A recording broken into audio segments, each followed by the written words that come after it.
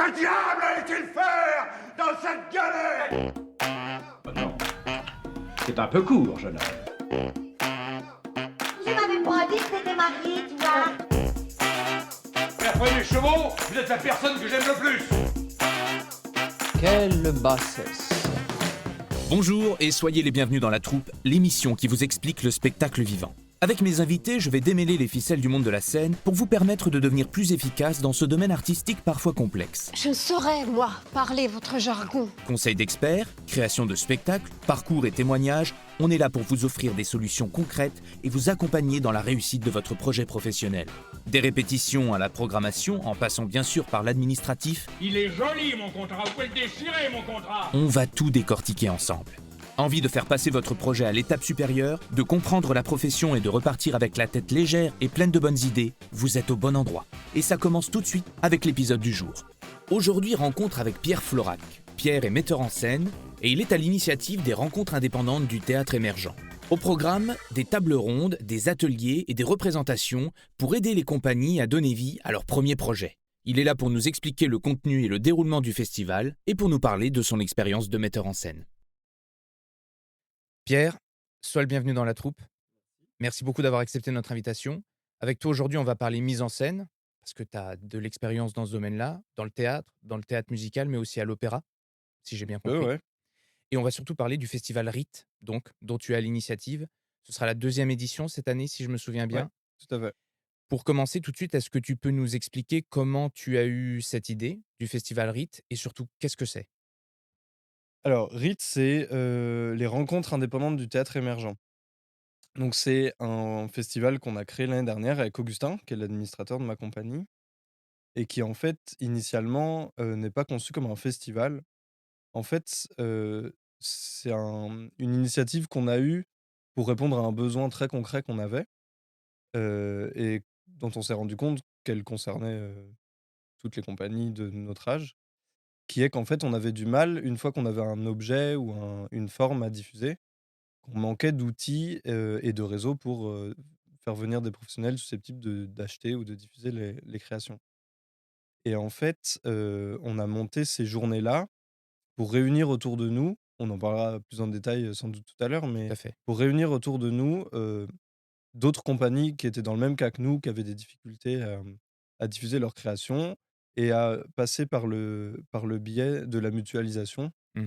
pour, pour faire ensemble cette partie du processus qui est très difficile à faire, chacun dans son coin quand on n'a pas encore les réseaux, Très bien. Donc vous étiez une compagnie qui avait un objet fini, vous cherchiez à le diffuser, c'est ça? Ouais, Et vous vous êtes aperçu que ça allait être compliqué et que finalement c'était un écho qui était présent dans de nombreuses autres compagnies. Donc vous vous êtes dit: «Il faut qu'on soit à l'initiative de quelque chose pour mettre en commun et de l'information ouais, et des outils».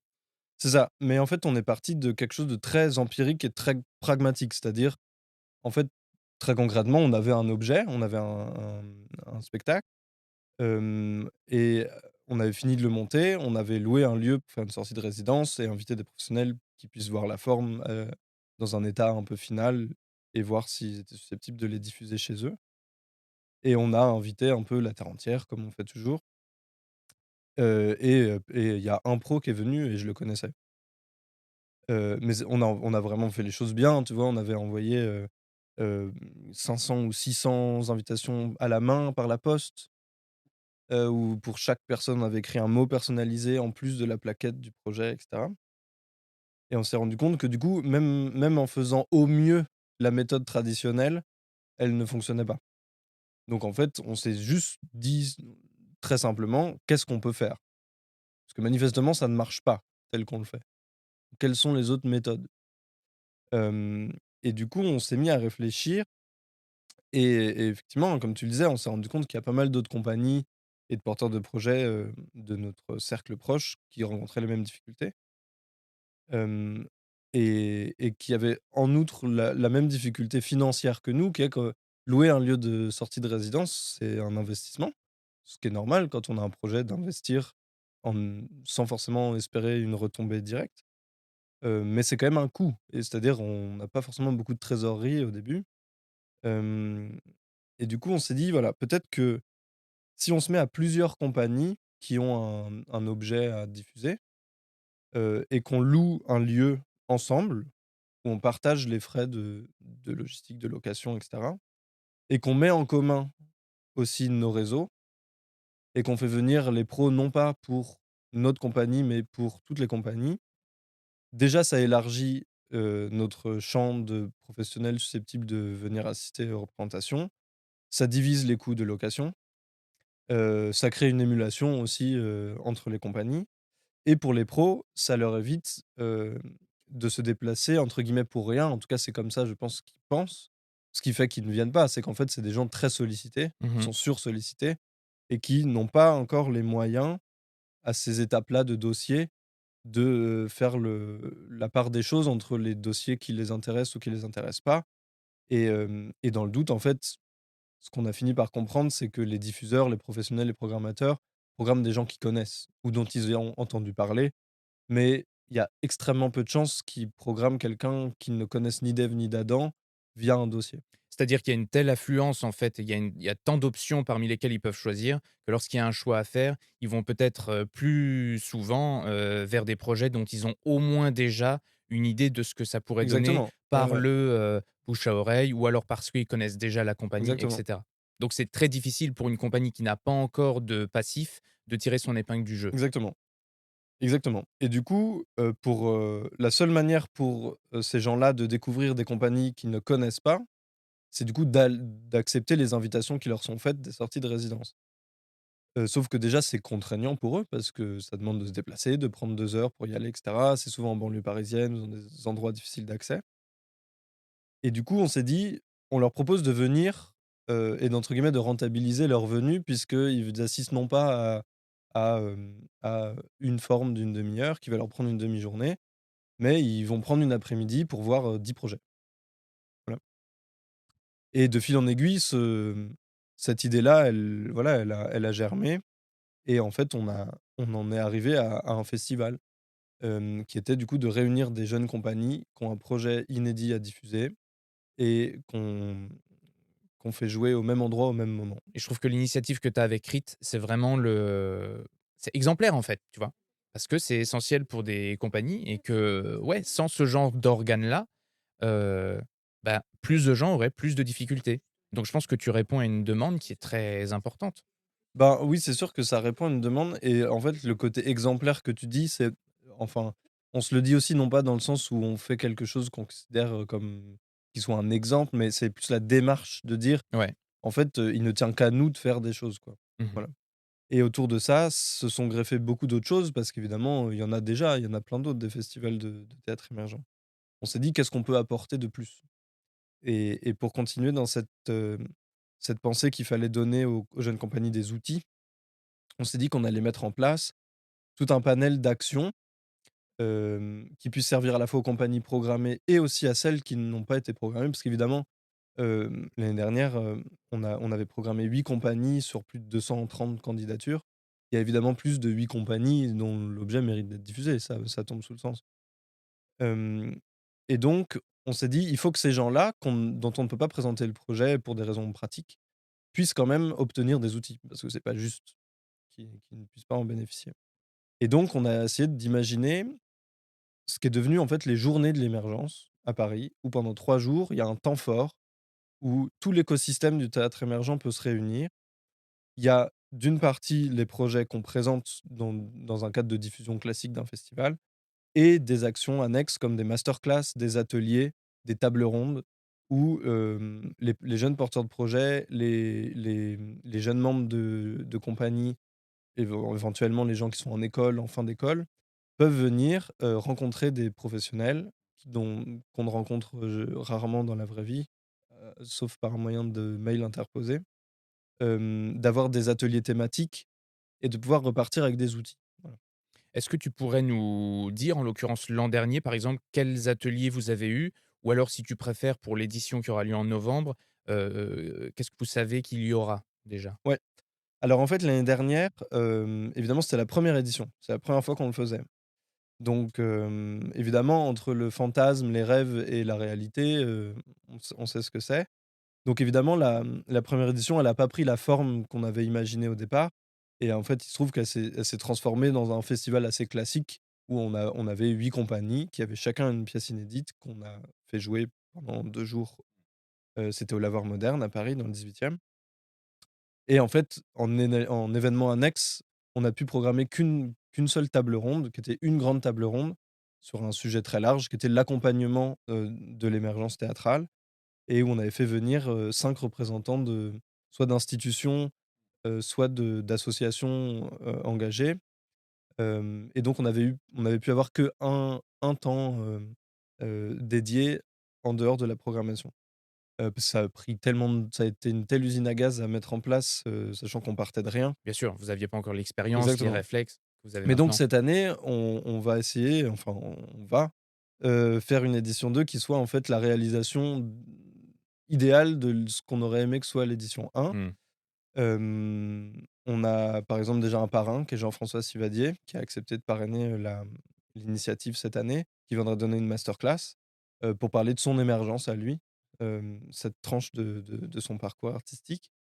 Et on est en train de dresser avec l'équipe, toute une liste d'ateliers, parce qu'en fait, au Lavoir Moderne où on rejoue cette année, il y a 2 espaces. Donc il y a la grande salle pour les représentations et il y a une petite salle qu'on va réserver à tout ce qui est atelier en petits groupes pour qu'il puisse y avoir un vrai échange parce que ce dont on s'est rendu compte aussi, c'est qu'à la table ronde l'année dernière, il y avait une bonne soixantaine de personnes pour 1 heure et demie de temps avec 5 intervenants. Et évidemment, le temps de parole, est pas illimité. Donc, on n'avait pas pu aller suffisamment en profondeur. On était resté à des questions très intéressantes, mais somme toute assez, superficielles, en fait. Hem, c'est de ça aussi, enfin, on a appris vraiment beaucoup de choses en le faisant. Hem, mais par exemple, on s'est rendu compte qu'il y avait assez peu d'intérêt à organiser un débat autour de où chacun, en fait, ne fait que pointer du doigt les choses qui ne vont pas. Parce qu'on s'est rendu compte qu'en fait, on le sait tous. Notre idée, c'était que, voilà, on ait un temps où il y ait des structures dont l'objet est de répondre, aux besoins des jeunes compagnies et des jeunes compagnies qui présentent leurs besoins. Sauf qu'en fait, elles ont toutes les mêmes besoins et donc on a fait un peu la liste des griefs et des demandes et des besoins et des difficultés qu'on rencontre. Mais l'objet des rites, c'est d'apporter des réponses. Ouais. Donc, on va, voilà, un peu transformer ça cette année en proposant des ateliers thématiques très concrets, d'accompagnement. Par exemple, je tiens beaucoup à faire quelque chose autour du dossier, apprendre à faire un dossier, en fait. Ça paraît con, mais j'aimerais, qu'il y ait cet atelier thématique autour de la constitution des différents dossiers, parce que dossier de diffusion, production, dossier artistique, tout ça, c'est quand même des variantes d'un même objet et que ce soit fait par les gens qui sont censés les recevoir. Et oui, qu'on ait vraiment, pour le coup, quelqu'un qui sache de quoi il parle Exactement. et puis surtout qui en Qui a sait ce qu'il cherche. épluché Ouais, exact, oui, oui, oui. ouais, ouais. Parce qu'on s'est rendu compte qu'en fait, tout le monde sait faire un dossier, mais personne sait faire un dossier. On reprend souvent des codes un peu généraux, mais déjà, il y a des règles primordiales qu'il faut savoir, en fait. Hem, Notamment la dimension visuelle du dossier qui est très importante, et la notion de partenariat, parce que pour avoir rencontré du coup, suite et grâce au RIT des professionnels de la diffusion, il y a des éléments qu'ils regardent en premier dans un dossier et notamment les partenariats. C'est-à-dire, à la dernière page, quelles structures ont déjà fait confiance au projet et qui va les rassurer, eux, sur le fait qu'ils vont aller accompagner ce projet et donc c'est presque vain d'envoyer un dossier qui n'a pas de partenaire. Ouais. C'est un peu la loi de Pareto du 80-20, c'est-à-dire que tu as beau avoir, admettons, une direction artistique incroyable, un plateau très compétent, si par exemple, il y a pas cette partie de partenariat qui montre qu'il y a au moins quelques structures qui ont déjà fait confiance à l'objet ou alors qui l'ont déjà diffusé, qui l'ont déjà accompagné un petit peu, Ah ouais. le professionnel a tendance à se dire: «Bon, ça sort un peu de nulle part» et donc en fait, ça ces 20 du dossier représentent un poids, très, très important dans le Ouais. processus décisionnel de ce professionnel-là. Oui, parce que dans la psychologie des diffuseurs, tout est question de prise de risque, j'ai l'impression. Et plus il y a des gens qui ont essuyé les plâtres en étant partenaires, moins ils prennent de risques. Et évidemment et ils peuvent se le permettre de ne pas prendre de risques, précisément parce qu'ils ont tellement le choix et tellement de demandes que, voilà. En quelques mots, quelles sont les problématiques principales que tu rencontres ou que les jeunes compagnies rencontrent? quand elles ont, admettons, terminé un premier projet? J'ai l'impression qu'en fait, le problème qu'on rencontre, c'est un système. C'est pas un élément en particulier. Hem, c'est comme si, on devait rentrer dans un territoire, cerné de barrières dont on n'a pas «la clé» entre guillemets. Et aussi, c'est pour ça qu'on parlait d'outils, pour lesquels on n'a pas le mot de passe.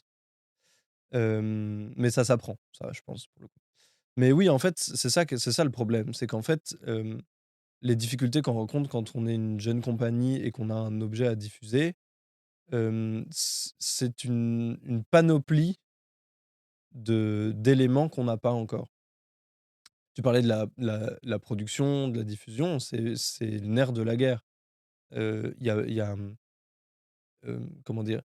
Un projet, un projet moyen avec une très bonne diffusion, tournera mieux qu'un très bon projet avec une mauvaise diffusion.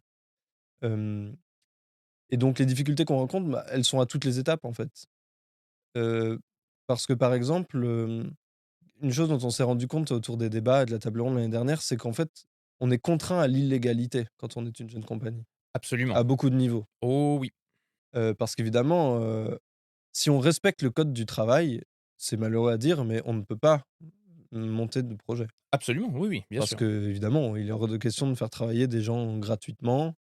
Il y a des questions de plein de choses, d'assurance, de normes, de droits, sauf que c'est déjà très compliqué sans, on ne peut pas faire «dans les clous» entre guillemets. Donc déjà à ce niveau-là, hem, un metteur en scène qui veut monter un projet, au départ, il est obligé de faire travailler les gens gratuitement. Donc c'est déjà un problème, C'est déjà une pour problématique, tout le ouais. monde. Mmh.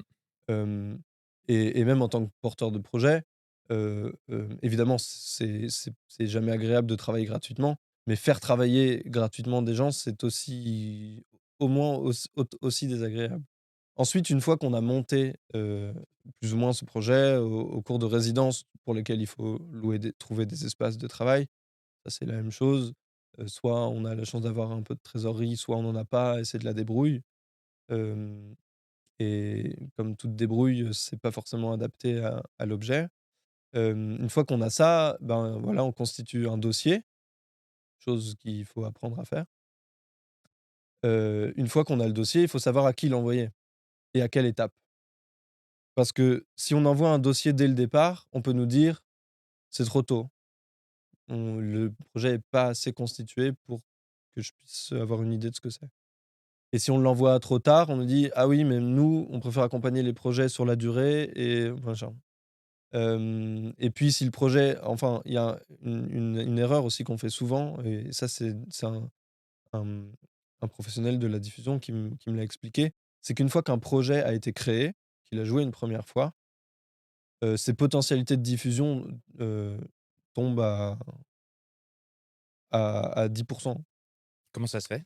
Bah, parce que les théâtres aiment les choses inédites et qu'une fois qu'un projet a été créé une fois qu'un projet a été créé, déjà c'est quasiment impossible de trouver des partenaires en plus, parce que les partenariats, ils se dressent en amont et qu'une fois qu'un projet a joué dans un théâtre, bah, les théâtres qui vont l'accueillir derrière, ils vont l'accueillir potentiellement en coproduction ou en tournée et cetera.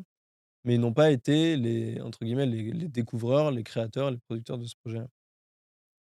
Donc il faut en fait, il nous avait conseillé même de retarder au plus le moment de la première, parce que si on veut trouver un lieu de diffusion à la hauteur de nos ambitions, il faut qu'on lui réserve entre guillemets «la primeur de la création» et donc que tout ce qu'on fait en amont, on peut toujours tricher en appelant ça des sorties de résidence, voilà. Donc il y a ce problème-là et puis ensuite viennent les représentations s'il y en a. Évidemment, en tant que jeune compagnie, on est bien plus souvent dans un rapport de coproduction ou de co-réalisation avec les salles ou de partage de recettes ou de location même, et très rarement dans des sessions, comme ça se fait, à des étapes un peu plus avancées, du métier. Hem, évidemment, toujours pareil, il y a souvent des problèmes de conditions, parce que les théâtres ont beaucoup de mal à vivre aussi. Les théâtres qui programment des jeunes compagnies ou qui ont des jauges, hem, modestes. Donc ils sont obligés, en fait. C'est Il faut pas présenter les théâtres d'une centaine de places comme des charlatans qui essayent de se faire du beurre sur le dos des jeunes compagnies. C'est des gens qui ont du mal à s'en sortir. Donc ils sont obligés de pratiquer des conditions qui sont pas idéales, mais ça fait que du coup la compagnie, elle touche une part des recettes qui est insuffisante à la fois pour, hem, rembourser ses frais de production, pour encore une fois payer les gens. Hem, donc on est obligé de faire des rémunérations qui sont pas du tout au réel et qui encore une fois ne respectent pas le code du travail. Ni Hem, le système de l'intermittence dont peut-être certains sont dépendants dans ces projets Tout à fait, artistiques. ouais, ouais. Et puis en fait, une fois qu'on a créé ce spectacle dans cette petite salle, et ben, on invite des pros pour jouer dans des théâtres plus gros, qui ne viennent pas, ou alors qui se disent: «Il a déjà joué, ça m'intéresse pas». Et là, on s'assied, on se dit: «Du coup, on fait quoi? On fait comment?» Tu viens de nous donner, du travail pour 80 épisodes au moins. Alors, on avait déjà anticipé beaucoup des sujets que tu viens d'évoquer, mais c'est vrai que je suis assez d'accord avec toi sur le principe du système qui a des lacunes et de l'information aussi des compagnies. Parce que beaucoup des problèmes qu'on évoque, toi et moi, par exemple, pourraient être résolus grâce à de l'information. Si on avait justement des diffuseurs ou des producteurs, des chargés de prod qui venaient, répondre, aux interrogations, qu'ont les jeunes compagnies, ils pourraient balayer, en tout cas, une bonne partie, des problématiques et leur éviter en fait de faire les erreurs, qui tuent leur projet dans l'œuf. Il y a sans doute des choses à améliorer du côté de ceux qui reçoivent les dossiers. Parce que, par exemple, c'est vrai que, il y a énormément de structures qui ne répondent pas, quand on envoie un dossier ou un mail. Ce qui d'un côté peut se comprendre puisque la majorité des structures, par exemple les scènes nationales, CDN, ils reçoivent plus de 100 dossiers par jour. Donc, Comment avoir l'équipe technique pour traiter bah, autant de voilà, dossiers et répondre décemment, ne serait-ce qu'en ayant pris c'est connaissance de la compliqué. chose, c'est Mais compliqué. d'un autre côté, il y a beaucoup de compagnies qui passent leur vie à envoyer des mails, à travailler pour ça, pour présenter et défendre leur travail, et donc il n'est pas normal et pas courtois même de ne pas répondre, ne serait-ce qu'à un mail, automatique. Donc il y a des ça paraît idiot et quelque chose de fort, mais pour la psychologiquement, ça change énormément et ça joue énormément dans ces métiers-là. Hem, donc il y a à la fois sans doute beaucoup de choses à faire du côté de ceux qui reçoivent les dossiers, mais il faut aussi qu'on se forme nous, porteurs de projets, à mieux faire. Et par exemple, mettre fin à ce mythe que, plus on envoie le dossier à un nombre de gens important, plus il y a de chances que ça morde. Parce que c'est faux, en réalité. Vous l'avez bien observé, On l'a avec votre observé projet. et tout le monde l'a observé.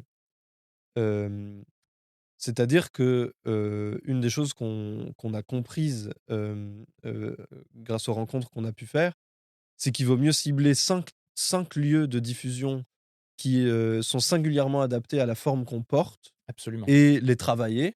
Mmh.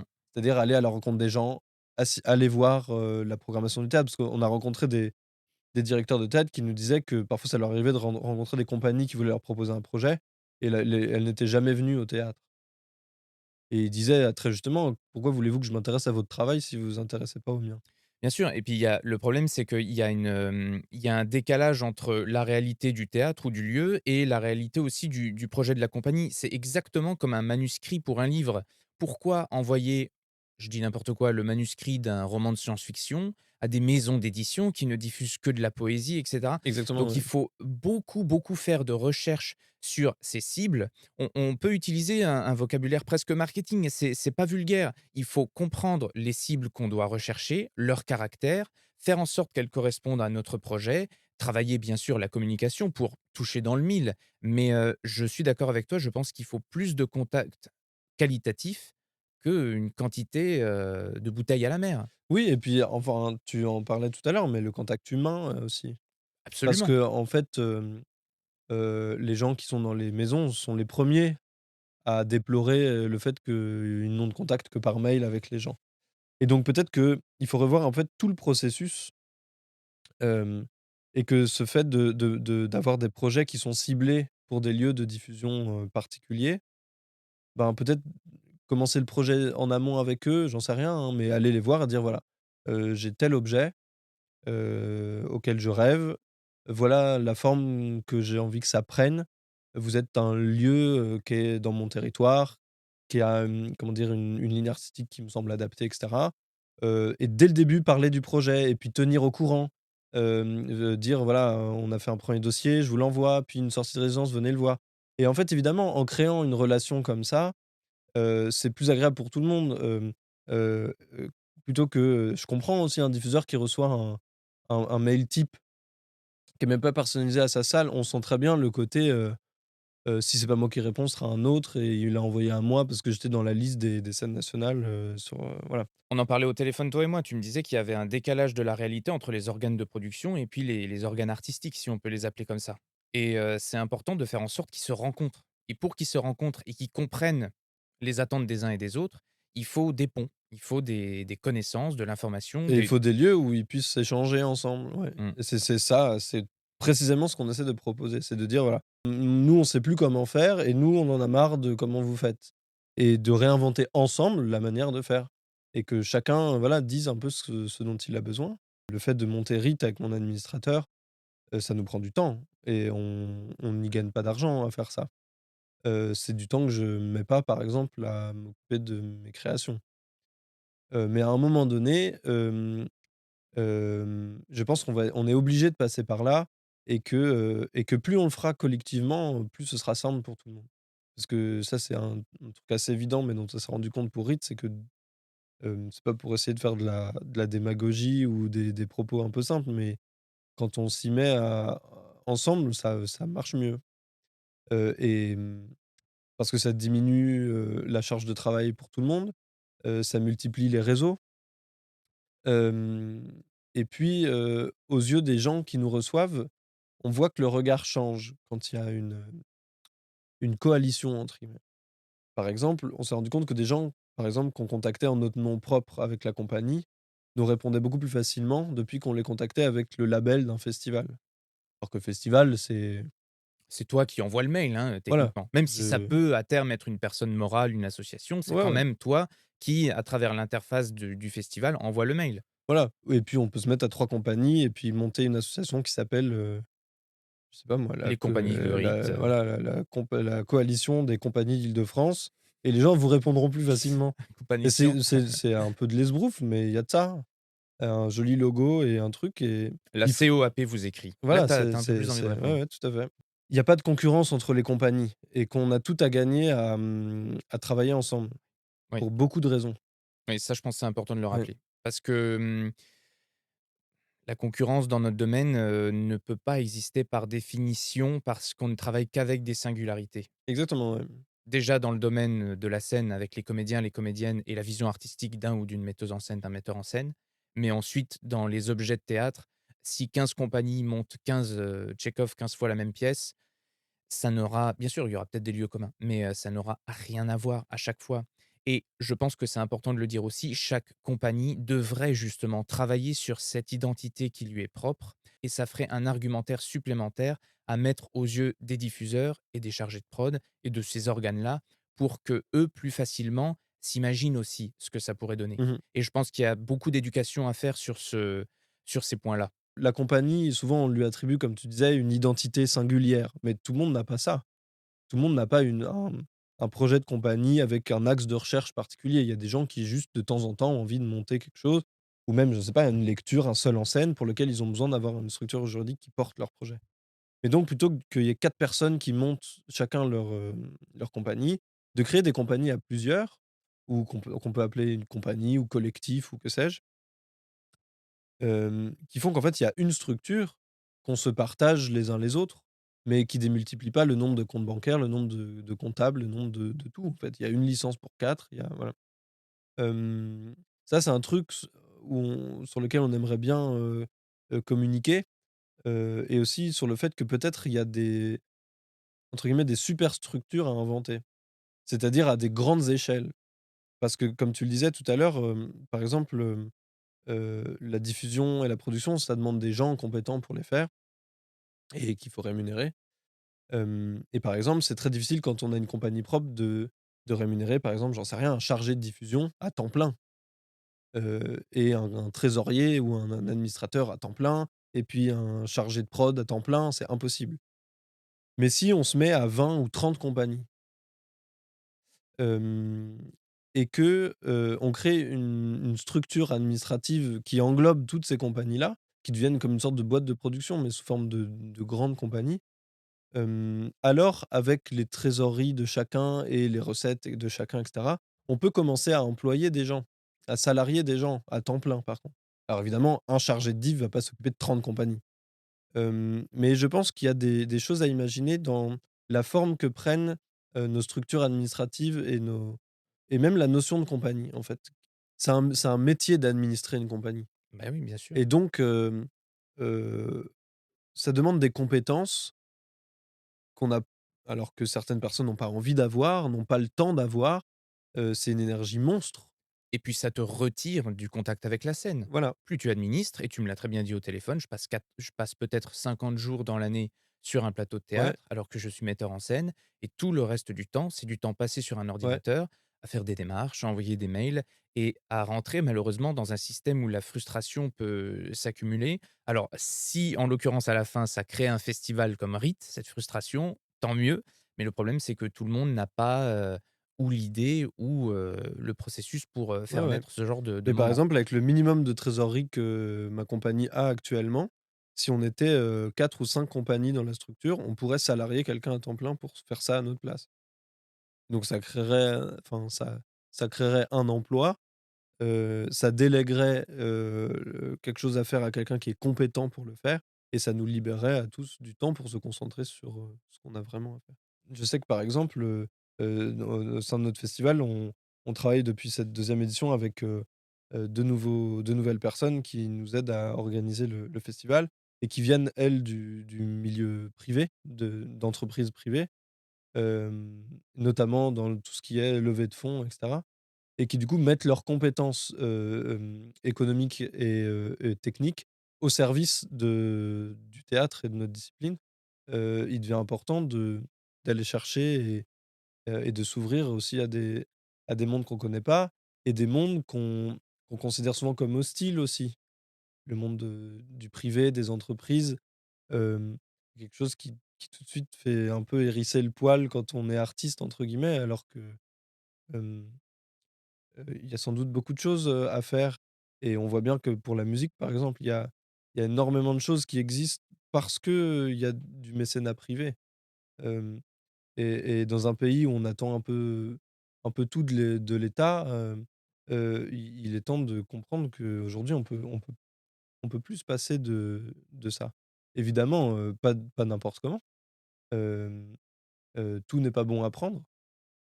Je pense qu'on comprend ce que je veux dire. Mais il y a énormément de structures, soit qui font déjà, du mécénat qu'il faut réussir à convaincre de s'ouvrir au théâtre, soit des entreprises, ou des structures de mécénat comme il en existe par exemple des micro-mécénats, hem, ce qui se fait un peu pour l'opéra et qui permet à des gens qui ont des petites sommes par exemple à investir, enfin des petites sommes à hauteur de quelques centaines, quelques milliers d'euros, ce qui pour le mécénat hem, reste à des échelles, assez basses et ben, de permettre à, toujours dans la même logique, de mutualiser Mmh. beaucoup de micro-mécènes pour permettre des actions. Voilà, donc c'est un appel s'il y a des gens qui se sentent de lancer des choses comme ça pour le théâtre, ce serait bienvenu. Puis il y a des systèmes aussi dont on a le droit de s'inspirer. Aujourd'hui, on est régi par beaucoup de communication, beaucoup d'images, beaucoup de publicité, beaucoup de marketing. C'est quand même des manières de fonctionner qui font leurs preuves pour des entreprises privées, et je ne dis pas que le théâtre demain doit en être perclus, mais juste qu'on a le droit de s'inspirer de ces méthodes de fonctionnement pour communiquer plus efficacement, savoir mieux rendre compte de qui on est et mieux se promouvoir aussi.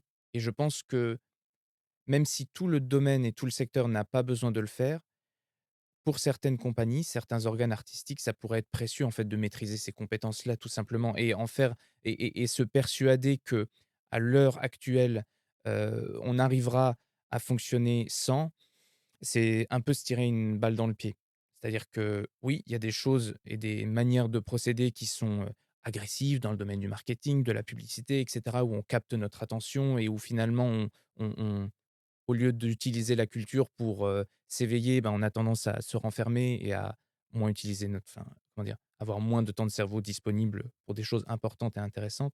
Mais c'est pas pour ça qu'il faut complètement chercher à s'écarter de ces domaines-là. Pierre, est-ce que tu pourras nous dire, quelles compagnies, ont tout intérêt à se rapprocher de RIT? À quelle étape du travail on doit en être? Qui est-ce que ça concerne? Et peut-être éventuellement les modalités des candidatures dans la perspective de l'année prochaine? Oui, on est, comment dire? Ouvert aux propositions de projets de toutes les compagnies, qui se considèrent comme émergentes, parce que ça, évidemment, c'est une dénomination qui peut être assez abstraite. On n'a pas forcément de critères très techniques, simplement, voilà, on demande à ce que ce soit des compagnies qui soient pas, accompagnées par la DRAC, par exemple, qu'il y ait pas un conventionnement ou même une aide au projet de la DRAC, parce que c'est déjà une étape, d'avancée, conséquente. Et on demande simplement à ce que, le projet soit porté par une structure, heu, donc quelque chose de structuré, que ce soit une association ou toute autre forme, qu'il puisse avoir, et que le projet soit, inédit. C'est-à-dire qu'il ait pas encore, été créé ou rentré dans la programmation d'un théâtre, et qu'il soit plutôt à l'étape de en fait, notre idée initiale, c'était que ce soit, une sortie de résidence finale. C'est la voilà, une sortie de laboratoire en fait où voilà l'objet. Autrement, on n'a pas plus de critères que ça. Disposer des droits, si le texte est édité et soumis aux droits d'auteur, et autrement, c'est très libre. Quelle date ce sera du coup, en novembre cette année? Cette année, le festival, ce sera du 6 au 8 novembre, au Lavoir Moderne, Paris, dans le 18e. Et si je ne suis pas une compagnie, que je suis un étudiant en art dramatique, je peux venir quand même? Il y aura des Bah, réunions? carrément, parce qu'en fait, donc on programme 6 projets, mais c'est qu'une petite partie du festival puisque, la grosse partie, c'est justement tous les ateliers, rencontres, tables rondes qu'on propose et qui sont gratuites et qui sont ouvertes à tous ceux qui s'intéressent et à qui ça peut bénéficier. D'accord. Bon, on s'assurera de mettre dans les descriptions de cet épisode, toutes les informations que tu nous enverras, ce sera au Théâtre Lavoir Moderne? On ne sait Oui, pas au encore? Lavoir Moderne. Au Lavoir Cette Moderne? année, ce sera en 2024, ce sera au Lavoir Moderne. Et en fait, ce qu'on aimerait, parce qu'on tient beaucoup à cette notion d'indépendance quand même, parce qu'il y a beaucoup de festivals de théâtre qui ont leur festival. Et nous, ce qu'on veut, c'est d'être un festival un peu itinérant, et d'être accueillis chaque année dans un théâtre différent. Mmh. Pierre, si tu le veux bien, on va partir dans une conversation plus artistique. En tout cas, en fait, moi, j'aimerais bien savoir quels sont tes maîtres à penser dans le domaine de la mise en scène. Qu'est-ce qui te plaît dans cet art? Heu, Tu m'as parlé aussi du théâtre musical. J'aimerais bien qu'on explore ensemble ce que c'est pour toi, que tu nous donnes en tout cas tes définitions de tes activités artistiques en ce moment et de quelles sont tes sources d'inspiration. Ben, source d'inspiration, en fait, il y a un peu 2 figures qui ont toujours, été là depuis que je fais de la mise en scène et sans doute, même avant. C'est Chéreau et Régis, pour des raisons très différentes. Je pense que c'est très important d'avoir des sortes de figures comme ça, dans tous les domaines, quelle que soit la discipline qu'on fait.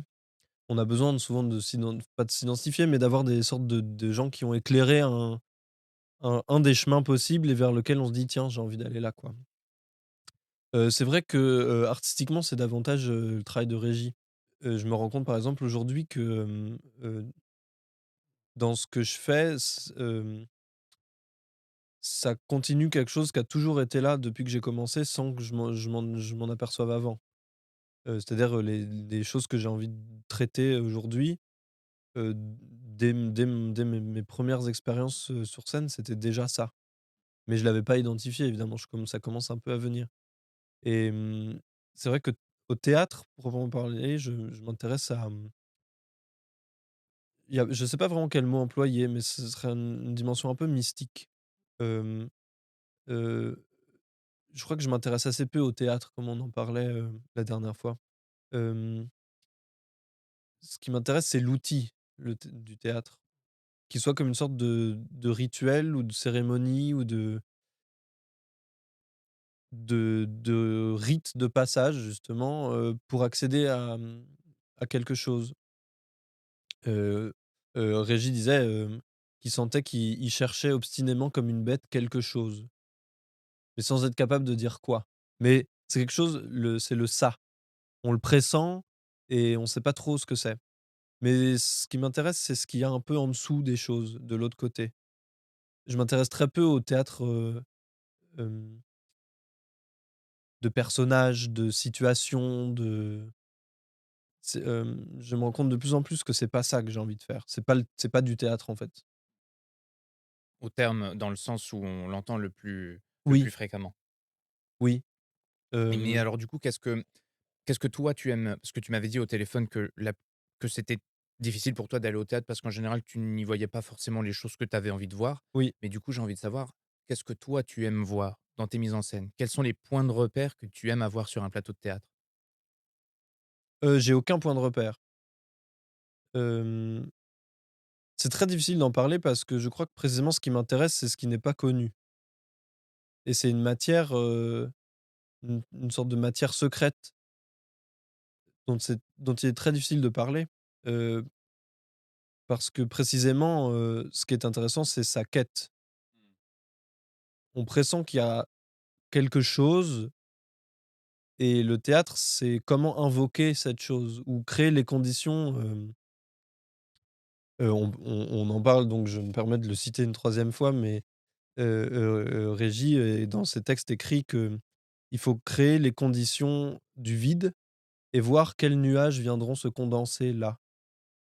Tu as déjà réussi, toi, tu dirais, dans des mises en scène que tu as faites, à observer ce genre d'instant? Je crois qu'on réussit jamais et d'ailleurs, Régis le disait lui-même qu'il avait jamais vraiment réussi. Il disait aussi qu'il faisait pas Parce de théâtre, il disait d'ailleurs. aussi qu'il faisait pas de théâtre. Hem, parce que c'est pas intéressant de trouver et on peut pas le trouver, on le trouve que dans la mort. Une fois mort, là, on arrive à en fait, c'est presque comme si on voulait être en avance sur sa propre mort et accéder en avant-première à quelque chose, auquel on accédera après et ce que j'aime énormément chez lui, c'est son humilité de dire, à 95 ans, après, 60 ans de carrière, «Je ne sais pas, je ne sais toujours pas» et il revendiquait le fait de ne pas avoir de savoir-faire. Il y a aucun savoir-faire puisqu'on à chaque fois on part de zéro dans un territoire inconnu, quoi. Oui, tu m'avais dit la dernière fois au téléphone, il faut qu'on arrête d'essayer d'être des sachants. Oui, je crois, parce que, si on sait faire, alors, ce qu'on fait est conventionnel. C'est-à-dire, si je sais faire du pain, je sais reproduire le pain que j'ai déjà fait. Mais quelqu'un qui voudrait inventer un nouveau pain, il faudrait qu'il reparte de zéro. Alors il sait de quoi il a besoin comme ingrédient, mais il faut réinventer et cette manière de se dire: «Voilà, j'ai de la farine, j'ai de l'eau, j'ai du sel», mais à partir de ça, si j'essayais de retourner à un état primitif presque d'un homme des cavernes face à ça, qu'est-ce que j'en fais? J'ai l'impression de savoir, entre guillemets, «là où j'ai envie d'aller», mais de jamais réussir à le faire et de pas encore l'avoir fait. Enfin, je veux dire, je suis encore très jeune, j'ai fait très peu de choses, mais Puis c'est la quête d'une vie aussi, je ouais, pense. oui, oui, tout à fait, ça c'est certain, ouais, ouais. Même si vous cherchez à recréer ces conditions ou en tout cas à faire en sorte que quelque chose se produise, il y a d'ailleurs pas véritablement de processus, en fait. Tu passes pas nécessairement par des techniques, c'est plus quelque chose de l'ordre de la sensation. Peut-être de la lenteur aussi, comme disait Oui, Régis. en fait, c'est ça, il y a des sortes de, il y a des chemins par lesquels on sait que, on s'approche des choses et par exemple, l'obscurité et le silence qui sont dans énormément de cultures, en fait, les conditions qu'on crée quand on veut atteindre le sacré, d'ailleurs. Dans une église, par exemple, c'est très silencieux, c'est plutôt obscur, on laisse que des petites ouvertures se faire. On sent que instinctivement que c'est dans le silence qu'on peut entendre. Alors évidemment, c'est pas nouveau, hein, le plateau vide, ça fait 50 ans qu'on fait ça, mais recèle en lui la potentialité de tout. C'est-à-dire un espace vide, c'est un espace où il est tout peut être en potentialité Mmh. et de la même manière, si on a peur, de l'obscurité, c'est parce qu'on a peur de tout ce qui pourrait y être. Et qu'on n'est pas capable d'identifier. Exactement et donc déjà en combinant les 2, un espace vide et obscur, on crée déjà des conditions à ce que l'imaginaire, travaille. Et ça, c'est aussi un point, je pense, très important, dans ce qui m'intéresse et qui diffère sans doute un peu du théâtre, tel qu'on le fait de manière conventionnelle. C'est que, j'essaye de restituer, la puissance de l'imaginaire du spectateur et que si on prémâche le travail pour lui avec, des décors, des costumes, des éléments visuels, définis, alors on lui prémâche un travail. C'est la même différence qu'il y aurait, je pense, entre la radio et la télé. Hem, Ou le fait de lire un livre, puis de le voir au cinéma. exactement, ouais, ouais. En fait, oui, c'est ça.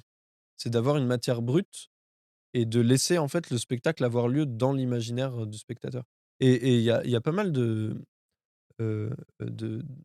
par exemple, à l'issue d'une représentation, heu heu Régis va avoir une spectatrice, qui voulait lui parler et qui lui dit, «J'ai trouvé merveilleux ce moment où il y a la neige qui tombe». Et Régis écrit qu'il a jamais mis de neige qui tombe, mais que si elle l'a vu, c'est que ça a eu lieu, en fait. Tu m'as dit aussi quelque chose que j'ai trouvé très intéressant, que j'avais jamais entendu. Quand je travaille avec mes comédiens, je suis un peu comme le chien d'aveugle. Je suis capable de te dire qu'il y a une marche, je suis capable de te dire qu'il y a un obstacle, mais je ne sais pas où on va. Et d'ailleurs, je ne marche Oui, pas, c'est toi qui le fais. oui, oui, ben, je crois qu'il faut assumer, il faut arrêter avec cette idée que le metteur en scène est celui qui sait et qui dit aux autres comment faire. Alors c'est peut-être le cas pour, certaines personnes, hein, mais c'est pas du tout, en tout cas, ma méthode. Je sais qu'il y a des metteurs en scène, de mémoire, je sais plus si je crois que c'est Barsac ou Barrault, je sais plus, un des 2. J'avais vu ses notes de mise en scène pour une mise en scène de Phèdre où tout était Mmh. au pas près, en amont. Il y avait la page du texte, la page de mise en scène et il disait tel mot, il fait un pas vers la gauche, machin. OK. Moi, je pas du tout comme ça. Heu mon approche, effectivement, serait plutôt d'arriver et de dire, «Je ne sais pas. Je ne sais rien du tout. Je ne sais pas plus que vous». Et effectivement, en fait, mon travail, plutôt de sentir, et de dire, comme tu disais, c'est un peu un chien d'aveugle pour des aveugles. C'est-à-dire que personne ne sait où on va. Il y en a qui sont dans cet outre-monde-là et puis il y en a un qui est un petit peu en retrait, un petit peu entre les 2 mondes et qui peut dire, voilà, si c est-ce que la musique est la bonne? Est-ce que c'est juste? Est-ce que qui a une vision aussi de la proxémie, de l'espace entre les corps, qui modèle, mais par exemple, je ne sais pas si on en avait parlé, mais je j'ai pas l'impression d'être un créateur. C'est-à-dire, je saurais pas fabriquer quelque chose de toute pièce. J'ai besoin qu'on me propose une matière et alors cette matière, j'arrive à la sculpter. Et tu ne conçois pas de recette, tu fonctionnes avec la Voilà, personne. ouais. Et c'est pour ça que, j'essaye de travailler avec des comédiens qui n'attendent pas qu'on leur dise quoi faire, mais des comédiens qui acceptent déjà de plonger dans l'inconnu, ce qui est très dur, hein. Par exemple, une des dernières, un des derniers travaux que j'ai fait, c'était la mise en scène d'un texte, un peu perdu de Maeterlinck et et les 2 comédiens qui ont accepté de suivre, ce projet ont eu énormément de courage parce que, on est allé dans des zones qui sont des zones, aux antipodes du confort et du savoir-faire. Mmh. Où on essaie de retrouver un corps, primitif et un rapport à la parole qui soit complètement déconstruit et c'est très dur pour les acteurs. Ça demande une confiance, un lâcher prise et Mmh. énorme, parce que c'est un endroit de danger évidemment, c'est pas un danger de mort, mais hem, donc voilà, tout ce que je peux faire, c'est de dire: «Bah, voilà, je vous mets dans le pétrin» entre guillemets, parce que je vous ai demandé d'aller dans ce territoire-là, que je connais pas mieux que vous et donc on peut travailler tant qu'on veut en répétition, il faut qu'il advienne quelque chose, le jour où ça joue Mmh. ou pas d'ailleurs. Sauf si on allait au festival RIT et qu'on a tous les outils maintenant. Exactement. Mais c'est curieux, on peut demander à tous les comédiens, pourquoi il y a des jours où ça sort et des jours où ça sort pas. Parce qu'évidemment, il y a un truc très bizarre, dans le théâtre, c'est que on travaille sans public et le jour où on représente, il y a quelque chose qui change tout, c'est l'arrivée du public. C'est très bizarre et donc, au moment où ça doit marcher, c'est comme si dans un gâteau presque fini, on venait ram balancer un énorme ingrédient qui était pas prévu et de se dire: «C'est bon ou pas?» Donc il y a un endroit de c'est très curieux. C'est pour ça que, peut-être que le metteur en scène, c'est celui qui joue le public tout au temps des répétitions. C'est une sorte de public par procuration. Donc tu as fait de la mise en scène de théâtre, tu as fait de la mise en scène de théâtre musical également et tu Mmh. fais aussi de la mise en scène d'opéra. Oui. Dans l'opéra, tu fonctionnes avec, des instruments de musique, des chanteurs qui ont, entre guillemets, «un chemin tout tracé», une recette, c'est-à-dire une partition, disons. Mais la même partition que le texte, mais comment tu abordes ce travail de l'ordre de la sensation ou de quelque chose en suspension qui est très difficile à toucher dans le domaine de la musique? Parce que, j'ai pas la même recherche dans le théâtre et dans le théâtre musical. J'ai pas la même approche. Mmh. Pour moi, c'est vraiment des disciplines à part. Parce que comme tu disais, déjà, c'est pas le même outil, c'est pas le même répertoire surtout. Il y a très peu d'œuvres à ma connaissance d'opéra, peut-être dans l'opéra contemporain, mais dont le livret se prête à ces territoires-là Mmh mh. et à l'opéra, il y a énormément de choses qui changent, hein, pour parler de l'opéra à proprement parler. Parce qu'il y a un répertoire, mais il y a un public, il y a une manière de faire complètement sclérosée et encore une fois, le public a une importance considérable là-dedans. Dans ses attentes, dans sa nature, évidemment. Ingrédient, par rapport au gâteau que tu disais tout à l'heure, ingrédient Ingrédients, qui change chaque soir, qui plus est. ouais et ouais et ouais, parfois on pense faire la même chose que le soir précédent et ça marche pas et tous les comédiens pareil, te diront, que ça se sent un public, tout de suite. Tu sens tout de suite l'énergie d'un public. Un comédien qui retourne en coulisses, une des premières choses qu'il va dire à sa partenaire, c'est: «Ils sont Ouais, ouais, bizarres ce soir» ils ou sont. Ouais. «Ils sont comme On devrait ça». plutôt dire: «Il est» du coup, Ouais, parce que, c'est une sorte de grosse bête bien sûr. en face de laquelle on joue et il est parce que comme dans un banc de poissons, les comportements individuels sont régis par la dynamique de groupe. Absolument, On oui. sent bien que parfois, par exemple, une personne qui va se mettre à rire et qui va embarquer toute la salle et en fait, si le public est différent chaque soir, c'est parce que la dynamique de groupe est différente chaque soir. En réalité, les individus sont peut-être Mmh. à quelques vaches près les mêmes. À quelques vaches près. Et c'était pas fait exprès. Est-ce qu'il y a des ouvrages que tu recommanderais à des personnes qui s'intéressent pour la première fois, par exemple, à la mise en scène ou qui veulent, dans ce travail-là, s'abreuver, Oui, découvrir des écritures? hem, tu veux dire en termes de pour apprendre, la position de metteur en scène ou? Ça peut être la position de metteur en scène ou des ouvrages qui, pour toi, peuvent non pas éclairer parce qu'on a bien compris que c'était quelque chose d'abstrait, mais qui peuvent, oui, nourrir ou renseigner, un endroit de ce travail-là. Oui, et ben, au risque de me répéter, les écrits de Régis sont vraiment, enfin, comment dire? On peut pas passer à côté. Mmh. Parce que même si on travaille pas dans la veine, qu'il a suivie, il y a beaucoup, beaucoup, beaucoup de c'est pas écrit comme de la théorie, c'est vraiment des pensées et des notes en fait, comme des notes de voyage, mais c'est un peu voyage en terre inconnue, hem, qui peuvent servir à tout le monde et qui apprennent beaucoup l'humilité aussi face à ça. Parce qu'on comprend qu'en fait, il faut être très humble face à tout, face aux acteurs, face au texte, face à «l'acte théâtral» entre guillemets. Par exemple, quand on commence, enfin, en tout tout cas, quand j'ai commencé, je me rends compte que j'avais une très mauvaise idée de ce qu'était le théâtre. Qu'est-ce que c'était d'ailleurs à l'époque, tu Bah, te le souviens? théâtre, c'était, les personnages, les costumes, les didascalies, les dialogues, voilà. C'est ta rencontre avec Régis qui fait que ça a shifté ton point de vue?